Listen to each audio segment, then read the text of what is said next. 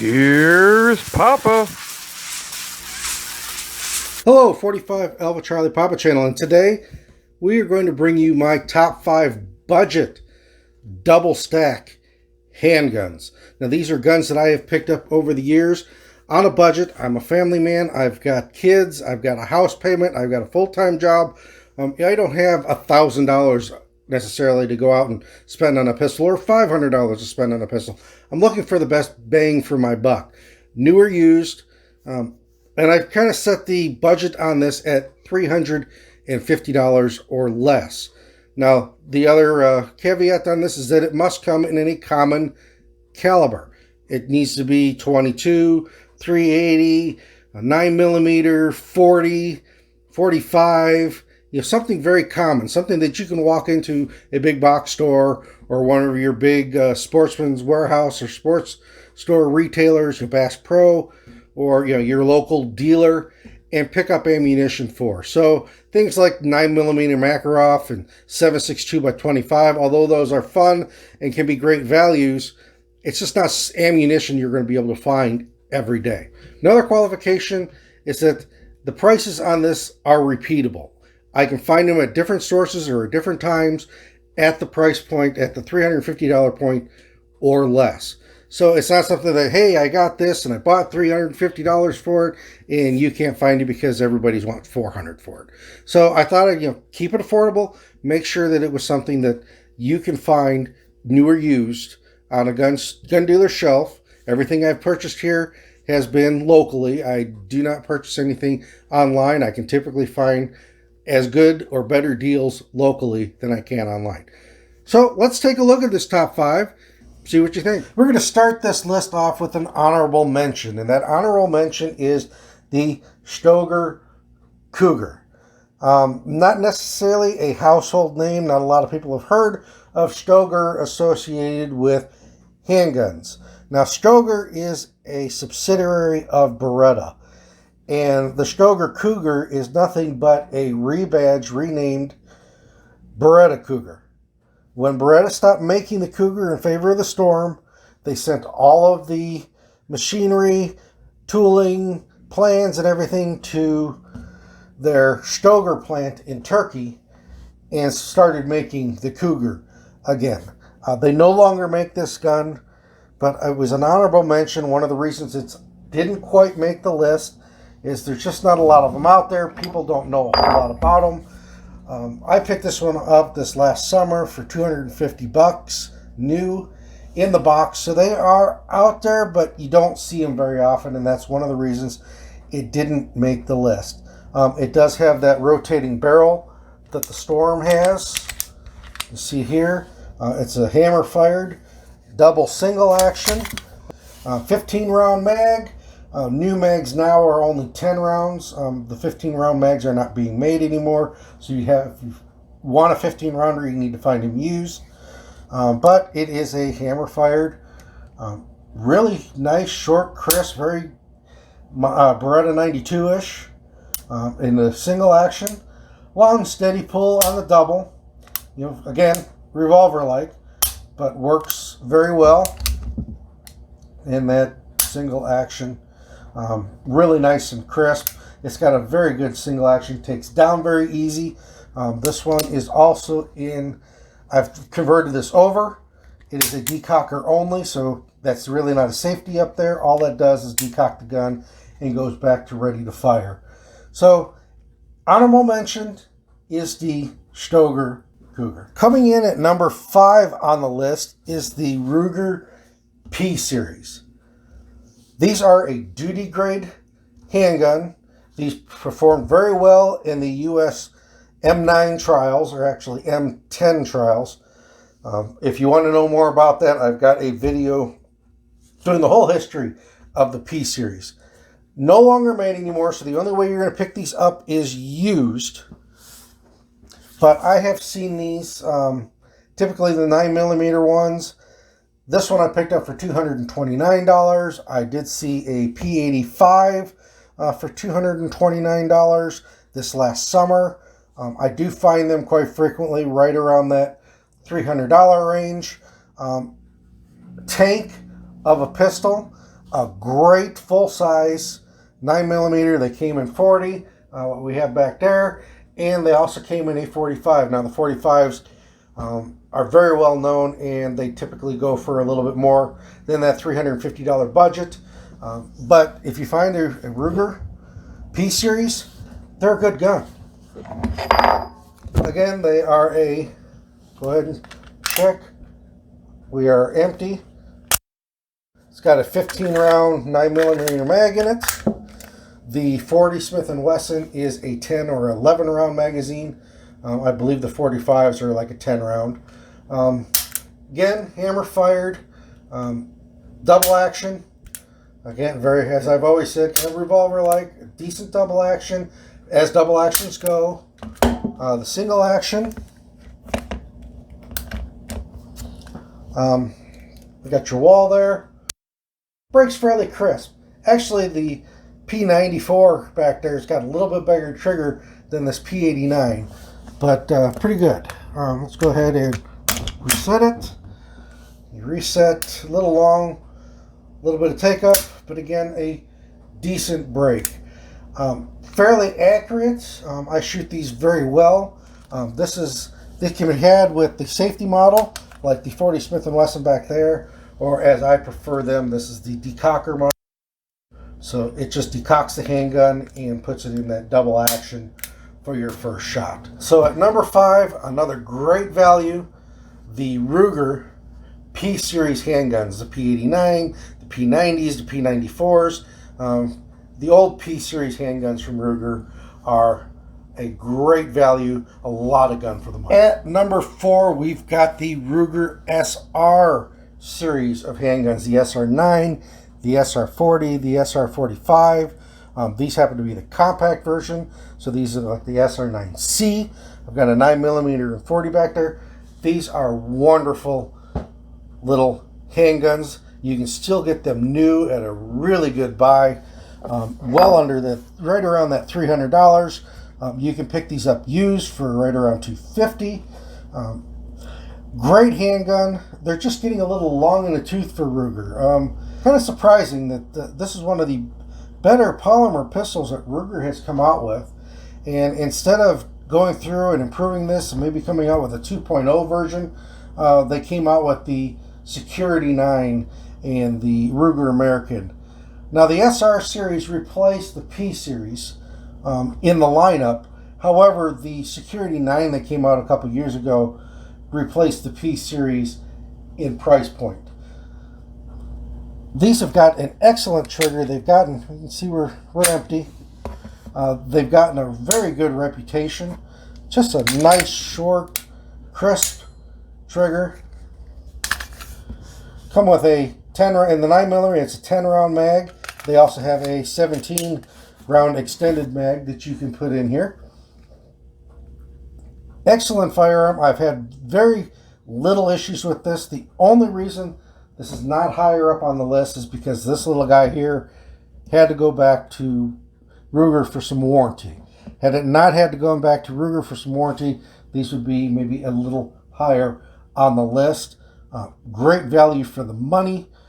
Just an excellent all-around handgun. I wish Ruger would kind of take a look at them again. Maybe come out with a 2.0 improved version instead of the economy versions they keep coming out with these. But at number 4, you've got the Ruger SR series of handguns. At number 3, we've got the second and third generation Smith & Wesson semi-autos. Pre-M&P, the current M&P model. Back in the day when Smith & Wesson was making semi-autos full metal, these second and third generation guns are great buys when you can find them. The pricing on these is a little bit all over the place. You can spend $300 and $400 easy. If you start getting into the old ones, the 59s and the 39s, those can command a pretty good dollar. But these second and third generation, especially these compact ones, I am seeing them anywhere from $250 to $350. This one happened to be $250 that I picked up at a gun show this last summer. Wonderful gun. I have seen some others locally at local gun shops, trade-ins right around that $250, $280 range. So these can be found at a very economical price. Again, you're going to be finding them in the used aisle, but oh man, they are a great duty grade pistol. These were the Glock before the Glock. They offer some great ergonomics. My only complaint is that most of the time when you find these, they are a safety only model. I wish they had a decocker. They did make a decocker version. Those are very rare and hard to find. So you do have this standard frame safety model. I usually just leave it off safe because you do have that long trigger pull. We'll go ahead and load a snap cap in there. If you can see there, that is a dummy round. So I can drop the hammer for you, but the single action on this, crisp. Fast reset. Look at that. Look at the reset on this. Crisp, quick reset on the single action, and then you've got a double action, very Smith & Wesson revolver-like, so your first shot is going to be double action. It is a hammer-fired gun. The hammer on this one is bobbed. They do make some versions with the standard hammer on it. Double stack, 12 rounds of 9mm. They also made these in 45s, 40s, 10 millimeters, but you usually find them in this 9mm configuration. I've seen them at Aim Surplus, this particular gun in the stainless steel for $350. Still a really good buy, but if you look around your local dealers, these get traded in periodically, and you can typically get yourself a really good buy on a duty grade weapon. The other part of this is that the magazine release is only on one side. It cannot be reversed.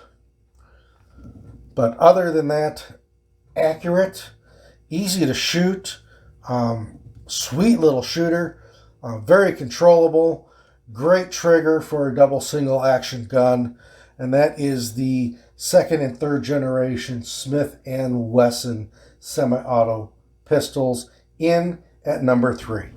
At number 2, we've got the first generation polymer Smith & Wesson M&P series of pistols. Now this one is in 45. I picked this one up a couple of years ago for right around $312. Now that they've come out with the 2.0 series, these are being traded in, and it typically can be had for $350 or less, depending on what comes with them. This one was just the gun and a magazine. It was a police trade-in gun, so that's how I got it at the price I did. Great polymer striker-fired handgun. Go ahead and check. We are empty. Trigger on these is pretty decent. Now on the 45, it is just a little bit heavier than the 9 and the 40. Reset's pretty short. Decent crisp break. Some people do not like this articulating trigger.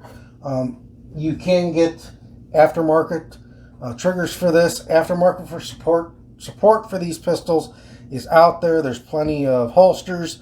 There's plenty of triggers, plenty of different aftermarket accessories for these, so you can deck this out the way you want to. 45 comes with a 10-round mag, drops free. I love the serrations on these pistols, very grippy. You can really get a good grip on them. They can be had with or without the safety.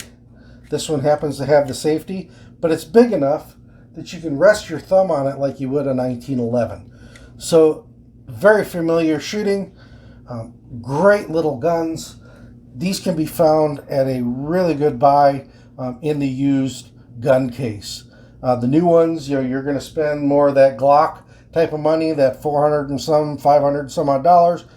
But these first generation guns are just as good and can be had in the used gun counter for a lot less than the new ones, and they will perform very, very well for you. So at number 2, we've got the Smith & Wesson M&P series. At number 1, we've got a brand that is really taking the industry by storm.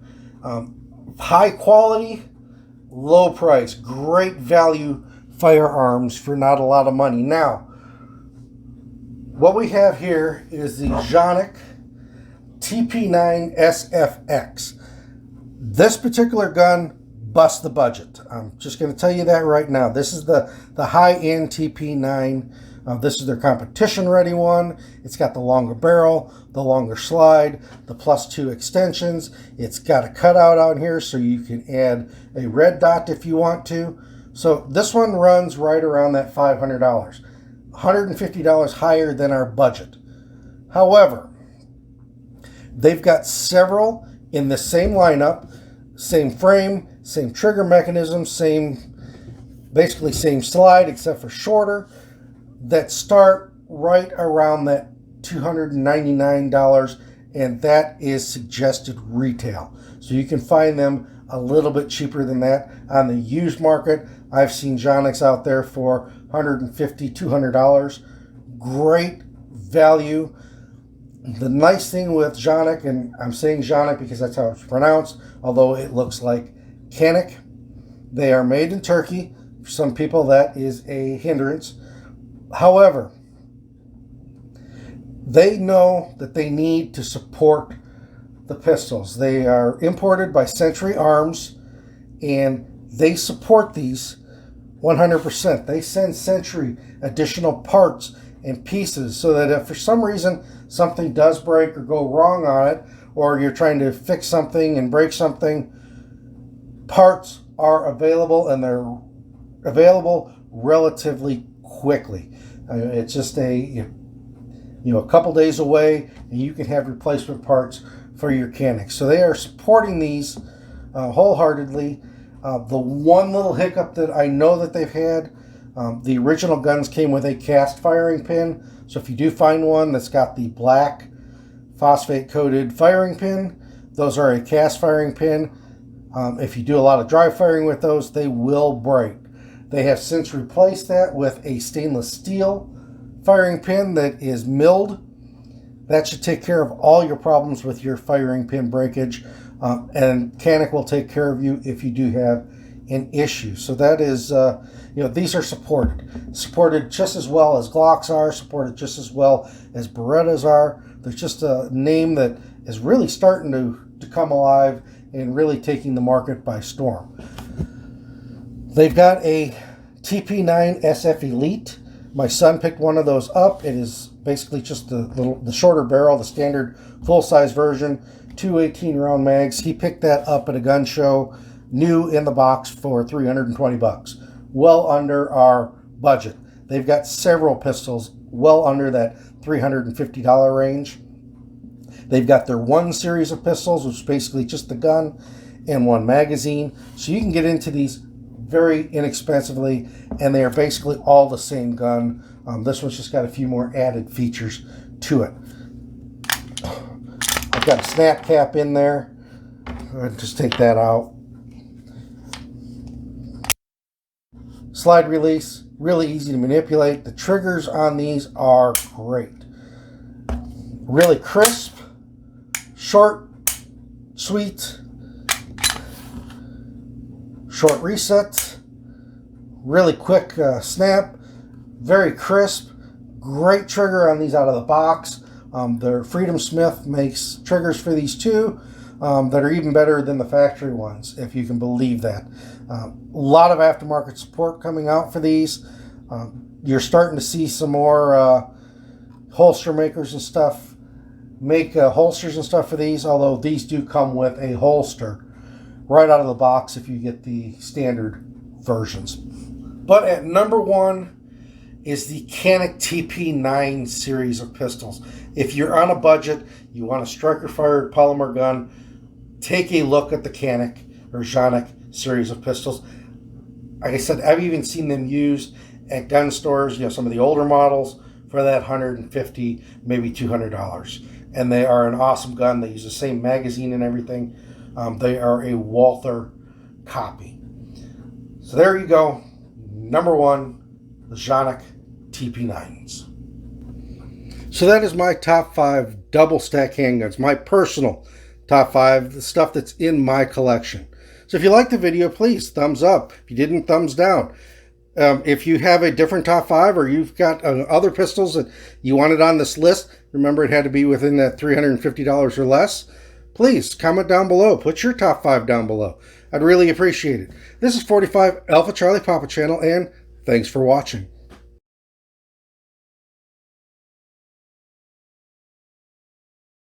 Thanks for watching. Please subscribe.